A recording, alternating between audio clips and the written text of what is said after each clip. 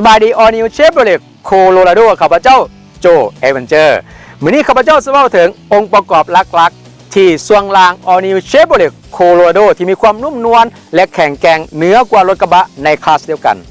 นั่นก็คือโชคหน้าของออนิวเชฟโรเลตโคโลราโดมีการดีไซน์ใหม่สีกแนวของรถกระบะนั่นก็คือมีการตั้งโชคแบบเอียง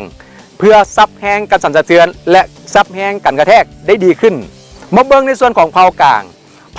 โดยเฉพาะแนบมีการดีไซน์ใหม่นั่นก็คือเหล็กกอดแนบมีความยืดหยุ่นสูงถ้าหากว่าเฮาขับรถ All New Chevrolet Colorado ไปทางที่กันดารโดยที่ตีนทั้ง4ตีนบ่อยู่ในระดับเดียวกัน All New Chevrolet Colorado จะมีการทายน้ำหนักจากซ้ายไปหาขวาจากขวาไปหาซ้ายโดยแนบจะสไลด์ออกเฮ็ดให้ล้อเข้าไปในสุ่มล้อเพื่อให้ตัวรถเสถียรและสมดุลหลายที่สุดและจากนั้นแล้วเฮ็ดให้รถดังกล่าวมีความนุ่มนวลและแข็งแกร่งเกาะถนนได้ดีขึ้นนั่นคือจุดเด่นๆของช่วงล่าง All New Chevrolet Colorado ที่มีความแตกต่างจากรถกระบะในคลาสเดียวกันซึ่งท่านสามารถทดลองขับและสอบถามคนเพิ่มเติมได้ที่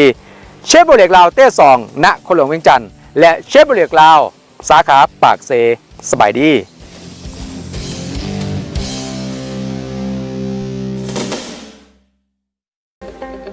Find new roads. Chevrolet.